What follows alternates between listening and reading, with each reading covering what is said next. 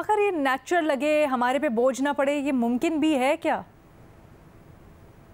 علینا, سب سے پہلے تو ہمیں یہ دیکھنا ہوگا کہ یہ جو موو کل انہوں نے اعلان کیا ہے اس کا تناظر یا پس منظر کیا ہے. یہ جو اس ٹائم لڑائی ہے یہ مسلم لیگ نون اور تحریک انصاف یا عمران خان اور نواز شریف کی نہیں ہے. جو اس ٹائم لڑائی ہے وہ اسٹیبلشمنٹ اور عمران خان کے درمیان میں ہے. اور یہ جو ایک کل اعلان کیا گیا ہے وزیر جو انفارمیشن ہے اس کی طرف سے, یہ پی ٹی آئی کو جو بین کرانے کے حوالے سے, دیکھیں اس میں سارے آن بورڈ ہیں. ایسا نہیں ہو سکتا کہ یہ جو اتحادی جماعتیں ہیں وہ بھی آن بورڈ نہ ہوں اور ایون اسٹیبلشمنٹ بھی جو ہے اس میں آن بورڈ ہے. تو یہ ممکن نہیں ہے کہ یہ اتحادی جماعتوں کو جو ہے وہ پتہ نہیں ہے اور یہ آؤٹ آف دا باکس انہوں نے وہ کر کے مسلم لیگ نون نے یہ اعلان کر دیا ہے. سیاسی جماعتوں کا میں نے کل بھی اسی پروگرام میں ڈسکس کیا تھا کہ بڑا ان کے لیے مشکل یہ فیصلہ ہے کہ کسی سیاسی جماعت کو اوپر پابندی لگانے کے حوالے سے, کیونکہ ان کو بھی پتہ ہے کہ مستقبل میں اگر ان کے اوپر برا وقت آیا تو ان کے ساتھ بھی یہی جو ہے وہ سلوک کیا جائے گا. تو یہ مسلم لیگ نون اکیلے کا نہیں ہے. یہ جس طرح بھٹی صاحب بھی کہہ رہے تھے کہ یہ تمام سیاسی جماعتیں جو ہیں ان کے بڑوں کو علم ہے, لیکن اس کے باوجود یہ کوئی اکیلے ذمہ داری نہیں لینا چاہتے. یہ بالکل درست ہے. جہاں تک اگر اس کے قانونی پہلوؤں کے حوالے سے دیکھا جائے, دیکھیں یہ جو آرٹیکل 17 کے حوالے سے اس میں باقاعدہ طور پہ یہ مینشن ہے کہ سپریم کورٹ آف پاکستان میں ریفرنس بھیجا جائے گا. اب سپریم کورٹ آف پاکستان سے مراد یہ نہیں ہے کہ 4 رکنی 5 رکنی بینچ ہوگا. اس میں جو سپریم کورٹ میں پھر پورا جو فل کورٹ ہوگا وہی فیصلہ کرے گا اس حوالے سے. اور پھر جب یہ ایک کڑی شرائط ہوتی ہیں کسی سیاسی جماعت کے بین کرنے کے حوالے سے, اس میں پھر یہ جو میرٹ آف دا کیس بھی, ثبوت بھی, یہ تمام تر چیزیں, تو اتنا یہ آسان کام نہیں ہے. اور یہ مسلم لیگ نون کو بھی پتہ ہے اور باقی اتحادی جماعتوں کو بھی پتہ ہے. لیکن اس کے باوجود جو خاص طور پہ ان کو بھی ابھی تک یہ میں سمجھتا ہوں کہ فرسٹریشن اور ڈیسپریشن ہے کہ سمجھ نہیں آ رہی کہ عمران خان کو جو ہے وہ کاؤنٹر کس طرح کیا جائے. ایک تو اس کی ریزن ہر گزرتے دن کے ساتھ عمران خان کی جو ہے وہ ایک اوفینسو, مزید اوفینسو ہوتے جا رہے ہیں. جو یہ جس طرح بھٹی صاحب کہہ رہے تھے, ان کو سمجھ نہیں آ رہی سوشل میڈیا پہ جو پی ٹی آئی کی ایک وہ ہے اس کو کیسے کاؤنٹر کیا جائے. دیکھیں اوپنلی جو ہے یہ پی ٹی آئی اب جو ہے وہ آرمی چیف کو ٹارگٹ کر رہی ہیں. وہ اس طرح کے انہوں نے سفارش کی یا اس طرح کے جو الزامات لگائے گئے ہیں. اس سے پہلے ہم نے دیکھا کہ یہ نواز شریف نے اس طرح کا کوئی جو گجرانوالہ جلسہ میں بات کی تھی جنرل باجوہ کے حوالے سے, تو ان کے اوپر پابندی لگ گئی تھی.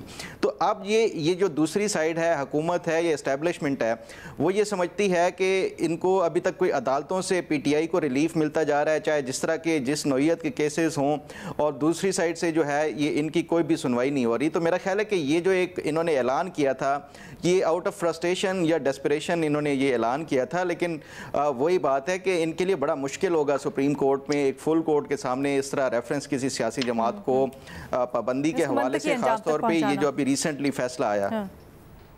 اچھا بٹ مجھے یہ سمجھ نہیں آ رہی ہے فخر, ٹھیک ہے اعلان کر دیا سب کچھ, لیکن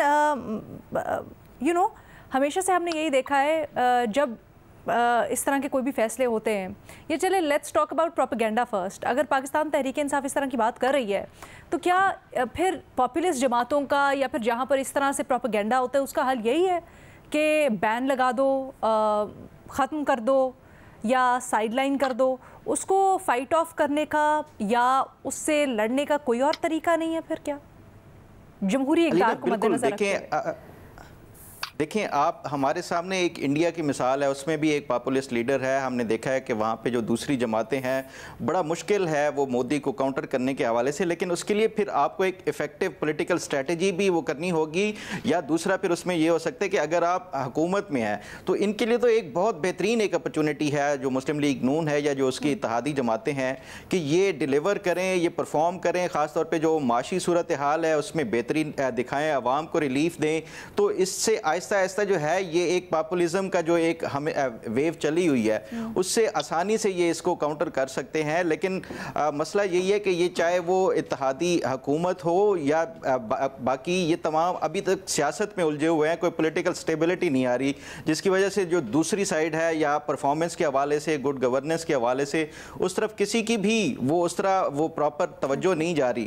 میرا خیال ہے کہ ان کو جو یہ موجودہ حکومت ہے یہ تمام تر عمران خان کیا کر رہا ہے है इमरान खान का प्रोपेगेंडा क्या है, वो कितने पॉपुलर हैं, उसको बिल्कुल इग्नोर करके 1 साल 2 साल के लिए ये सिर्फ और सिर्फ परफॉर्मेंस और डिलीवरेंस के ऊपर अगर ये जोर दे दें तो मेरा ख्याल है कि ये खुद ब खुद सियासी तौर पे उसको जो है वो काउंटर किया जा सकता है। अदरवाइज़ ये इसी तरह लड़ते रहेंगे तो मेरा ख्याल है कि ये तो पॉलिटिकल अदम इस्तेकाम की वजह से हमारी मईशत भी बिगड़ती जाएगी, तो उससे फिर इमरान खान मजीद जो है वो मजबूत से मजबूत तर होता जाएगा। सुहेल साहब, हमने पिछले दिनों सुन रहे थे एपीसी बुलाई जा रही है, वो जो दहशतगर्दी का मसला है सारा का सारा उसके ऊपर, तो एक विंडो भी खुली कि शायद सारी पार्टीज मिलकर बैठ रही हैं, कोई ना कोई आगे का रास्ता निकल रहा है।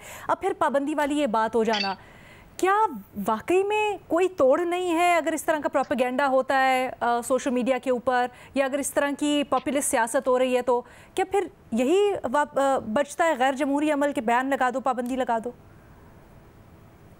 नहीं, देखें, सबसे बेहतरीन तरीका तो ये होता है कि सियासत का जो तोड़ है ना वो सिर्फ सियासत से मुमकिन है। सियासत का तोड़, मैं शुरू से ही कह रहा हूँ 1.5-2 साल से, कि सियासत का तोड़ इंतजामी हथकंडे नहीं होते, सियासत का तोड़ जेलें नहीं होती।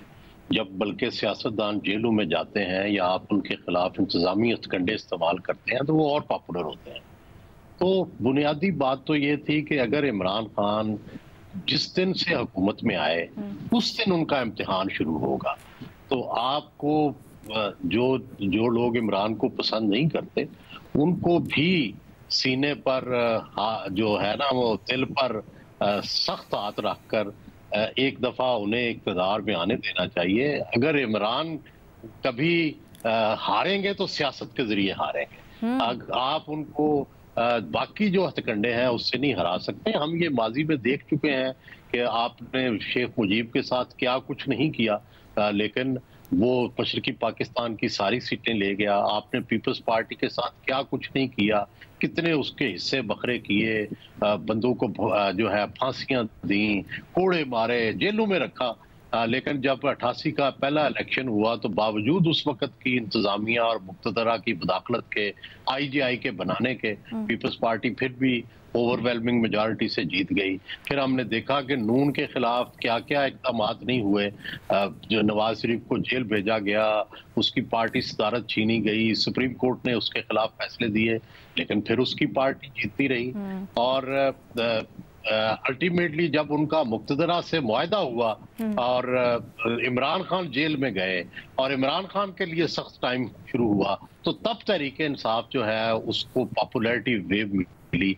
और जो लंबा इमरान खान को जेल में रखा जा रहा है तो उसकी पॉपुलैरिटी में इजाफा हो रहा है। 8 फरवरी का इलेक्शन उसका मजर था। यही सुप्रीम कोर्ट जो है ये पहले इमरान खान के खिलाफ फैसले करती रही है, नून लीग के खिलाफ फैसले करती रही है। यही जजेस थे, आपको याद होगा जस्टिस बंदियाल की सरबराही में ही ये इसी सुप्रीम कोर्ट ने ये फैसला किया था कि नवाज जो इमरान खान की असेंबली ने जो फैसले किए थे वोट ऑफ नो कॉन्फिडेंस वाला, उसको उन्होंने रिजेक्ट करके जो है शहबाज शरीफ की हुकूमत को एक तरह से तस्लीम किया था। तो यही सुप्रीम कोर्ट करती रही है ना। तो अब दरअसल होता यह है कि जब अवामी दबाव होता है तो उससे जहन भी बदल जाते हैं। तो ये अवामी दबाव, राय आमा, ये असरअंदाज होती है और वो असरअंदाज हो गई है। इससे नून लीग की जो सियासी मकबूलियत है उसको शदीद नुकसान पहुंचा है। सर, इसके ऊपर गिला ये रहता है कि अवामी दबाव या राय आमा जो अमूमन सोशल मीडिया के ऊपर जाहिर की जाती है वो एक उसका टिल्ट होता है या एक प्रोपेगेंडा के थ्रू की जाती है। वो राय जो है वो अवामी राय को रिफ्लेक्ट नहीं करती, लेकिन आज भी हमने उसका एक झलक देखी।